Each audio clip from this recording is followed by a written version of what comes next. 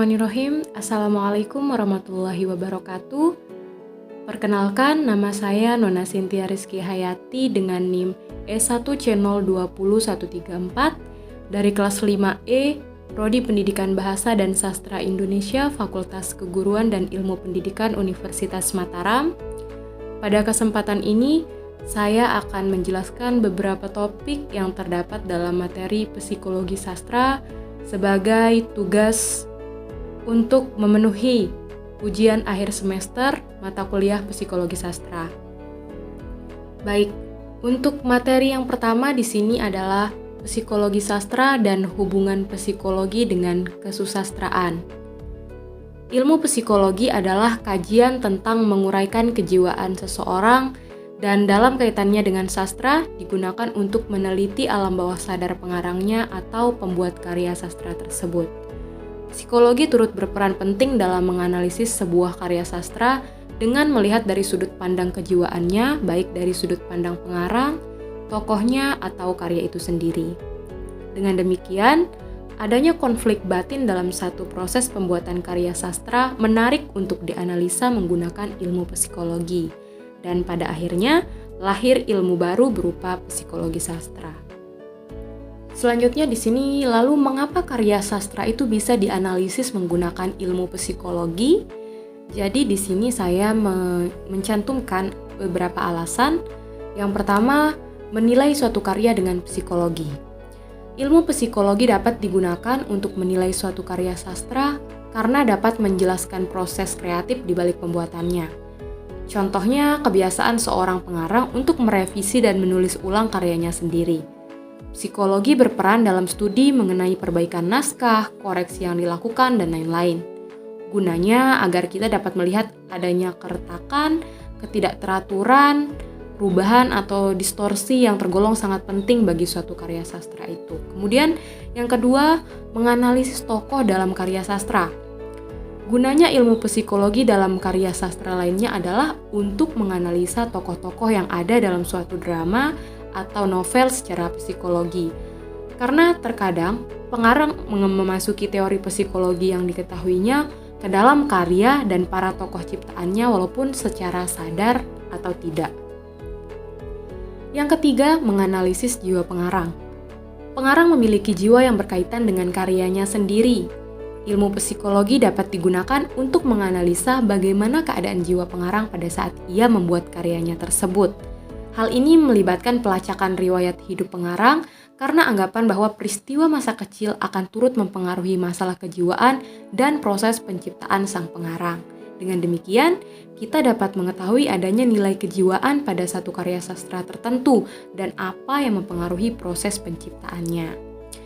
Alasan yang keempat yaitu menganalisis tema utama. Suatu karya sastra dapat dianalisis tema utamanya melalui pendekatan psikologis. Hal itu untuk mendapatkan hasil analisis yang lebih tajam mengenai perilaku dan watak para tokohnya. Dengan menggunakan ilmu psikologi, tema utama suatu karya bisa dikupas secara mendalam untuk memahami karya sastra secara keseluruhan. Alasan selanjutnya, ini alasan yang kelima, menalar perilaku tokoh cerita. Dalam menganalisis watak para tokoh dalam suatu karya sastra, perlu dicari secara nalar mengenai perilaku tokoh-tokohnya. Untuk mengetahui apakah perilaku para tokoh dapat diterima atau sesuai dengan norma umum. Menjelaskan motif dan niat para tokoh untuk melakukan tindakan-tindakan tertentu dalam suatu karya. Alasan selanjutnya, mengetahui motif penciptaan.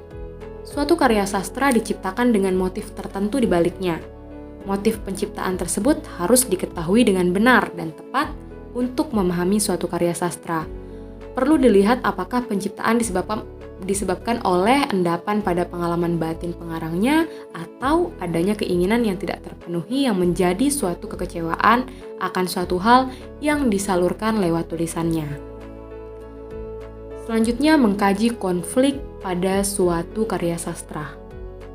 Adanya konflik pada suatu karya sastra berkaitan dengan perwatakan dan alur cerita yang perlu mendapatkan perhatian dan kajian secara menyeluruh untuk memahami karya tersebut.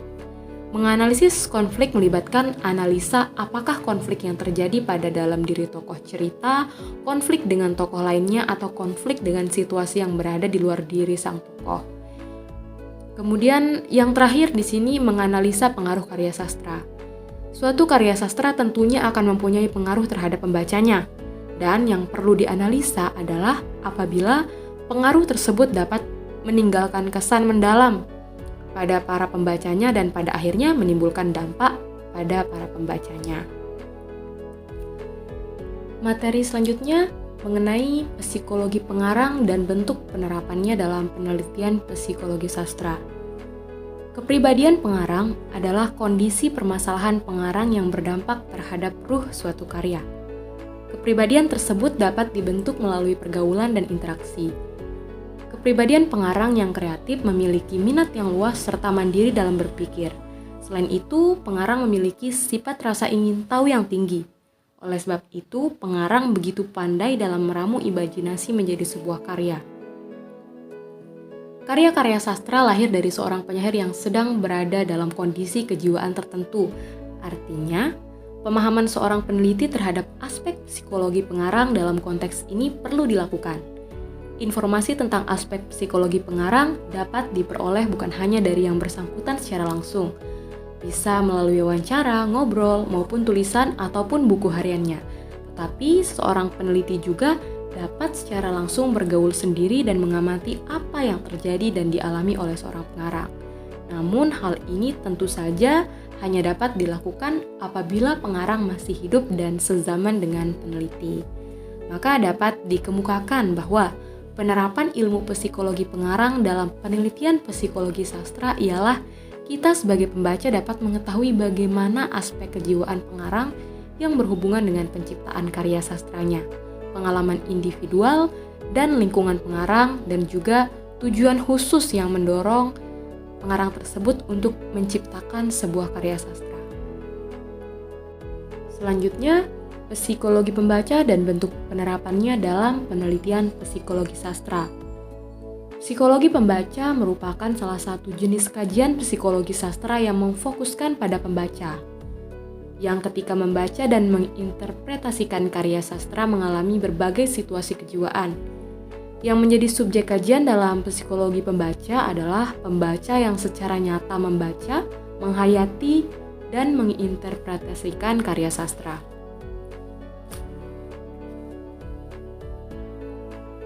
Maka di sini dalam penelitian psikologi sastra, ilmu psikologi pembaca dapat memperlihatkan karya sastra yang menunjukkan betapa pentingnya efek sastra bagi pembaca. Sastra memiliki daya keras dan daya lunak dalam kehidupan psikologi pembaca. Sebagai daya keras, sastra akan mampu mengubah kehidupan pembaca secara langsung dan cepat seperti sakit hati, marah, menangis, berteriak keras setelah membaca karya sastra. Sebagai daya lunak, sastra akan mendarat pelan-pelan ke dataran psikis pembaca.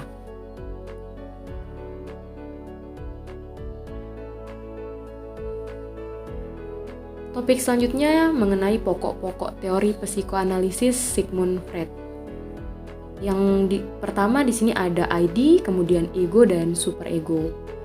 ID adalah sistem kepribadian yang asli dibawa sejak lahir. Dari ID ini kemudian akan muncul ego dan superego. Saat dilahirkan, ID berisi semua aspek psikologi yang diturunkan seperti insting, impuls, dan drives. Kemudian yang kedua, ego. Ego adalah eksekutif atau pelaksanaan dari kepribadian. Ego sesungguhnya bekerja untuk memuaskan ID, karena ego itu yang tidak memiliki energi sendiri akan memperoleh energi dari ID. Kemudian yang ketiga, superego. Superego adalah kekuatan moral dan etik dari kepribadian yang beroperasi memakai prinsip idealistik sebagai lawan dari prinsip kepuasan, ID, dan prinsip realistik dari ego. Sedangkan untuk pokok-pokok teori Alfred Adler, di sini ada beberapa komponen. Yang pertama, individu sebagai pokok persoalan. Adler memberi tekanan kepada pentingnya sifat khas atau unik kepribadian, yaitu individualitas, kebulatan, serta sifat-sifat pribadi manusia. Menurut Adler, tiap orang adalah suatu konfigurasi motif-motif, sifat-sifat, serta nilai-nilai yang khas. Perilaku tiap orang menunjukkan corak khas gaya kehidupannya yang bersifat individual. Yang kedua, pandangan teleologis atau finalisme semu. Adler mengambil ajaran filsafat positivisme idealistis yang bersifat pragmatis dan disesuaikan dengan pendapatnya sendiri. Adler menemukan bahwa manusia lebih didorong untuk harapan-harapan terhadap masa depan daripada pengalaman-pengalaman masa lampaunya. Tujuan itu tidak ada di masa depan sebagai bagian daripada suatu rancangan teleologis, melainkan ada secara subjektif atau dari dalam diri subjek. Kemudian yang ketiga, dua dorongan pokok. Dua dorongan pokok yang dimaksud di sini yang pertama, dorongan kemasyarakatan yang mendorong manusia bertindak untuk kepentingan masyarakat. Kemudian dorongan yang kedua, yakni dorongan keakuan yang mendorong manusia bertindak untuk kepentingan diri sendiri. Yang keempat di sini ada rasa rendah diri dan kompensasi. Adler meyakini bahwa manusia dilahirkan disertai dengan perasaan rendah diri. Seketika individu menyadari eksistensinya, ia merasa rendah diri akan perannya dalam lingkungan. Individu melihat bahwa banyak makhluk lain yang memiliki kemampuan meraih sesuatu yang tidak dapat dilakukannya. Yang kelima, dorongan kemasyarakatan. Dorongan kemasyarakatan merupakan dorongan untuk membantu masyarakat guna mencapai tujuan masyarakat yang sempurna. Di sini ada dua. Yang pertama, mula-mula manusia dianggap didorong oleh dorongan untuk mengejar kekuatan dan kekuasaan sebagai lantaran untuk mencapai kompensasi bagi rasa rendah dirinya. Kemudian yang kedua, selanjutnya manusia dianggapnya didorong oleh dorongan kemasyarakatan yang dibawa sejak lahir, yang menyebabkan dia menempatkan kepentingan umum di atas kepentingan pribadi. Pokok yang keenam, gaya hidup. Gaya hidup adalah prinsip yang dapat dipakai landasan untuk memahami tingkah laku seseorang. Dengan melihat gaya hidup, akan diketahui sifat khas dari seseorang. Kemudian yang ketujuh, di mana ini merupakan pokok yang terakhir, diri yang kreatif. Diri yang kreatif adalah penggerak utama pegangan filsafat, sebab pertama dari semua tingkah laku. Self kreatif merupakan puncak prestasi Adler sebagai teoritis kepribadian. Diungkapkan dalam Awisol tahun 2005, diri kreatif memberi arti kepada hidup yang menetapkan tujuan serta membuat alat untuk mencapainya. Dengan prinsip ini, Adler ingin menjelaskan bahwa manusia adalah seniman bagi dirinya. Untuk selanjutnya di sini saya memberikan contoh analisis cerpen menggunakan salah satu teori Sigmund Freud. Cerpen yang saya ambil ialah cerpen dengan judul Sepotong Hati yang Baru karya Terelie. Dalam cerpen Sepotong Hati yang Baru karya Terelie ini dikisahkan tentang hubungan dua orang yang tak bisa disatukan walaupun awalnya mereka saling mencintai. Dikisahkan bagaimana ujian yang dialami seseorang sesaat sebentar lagi akan melaksanakan pernikahannya hanya karena kedatangan seseorang yang baru di antara mereka. Dikisahkan pula kekecewaan yang dirasakan seorang tokoh dalam cerita ini, patah hati yang mendalam, dan kegalauan yang amat berat. Tidak hanya itu, dalam cerpen ini diceritakan saat setelah kejadian patah hati yang dialami tokoh dilanjutkan dengan cerita pertemuan dua orang yang terkisah di masa lalu itu. Untuk beberapa analisisnya, yang pertama ID. Dalam cerpen tersebut ada kutipan dari tokoh Alisa yang mengatakan bahwa apakah di hati yang baru itu masih tersisa namaku? Alisa bertanya lagi, kali ini seperti bertanya kosong. Apakah di hati yang baru itu masih tersisa namaku? Alisa ragu-ragu bertanya lagi dengan suara yang semakin pelan dan semakin cemas. Nah, pada kutipan di atas, ini terjadi ketika Alisa memberikan pertanyaan pada tokoh aku sebagai sebuah pengharapan atau keinginan yang telah ia pendam. Hal ini menandakan ia ingin kembali bersama dengan tokoh aku. Emosi yang ditujukan tokoh Alisa ini sedang dalam pengendalian struktur ID, yaitu aspek keinginan. Pada contoh ego di sini beberapa kutipan. yakni ada 3. Yang pertama, Alisa membatalkan pernikahan begitu saja. Pakaian pengantin dikembalikan, gedung yang disewa dibatalkan, catering yang disiapkan diurungkan. Kemudian pada kutipan kedua, dari tokoh Alisa juga, aku mencintainya. Alisa menghela nafas. Kau tahu akan terasa sangat menyakitkan kalau kita tetap menikah dengan kenyataan aku mencintainya. Kemudian untuk contoh yang ketiga bisa dilihat.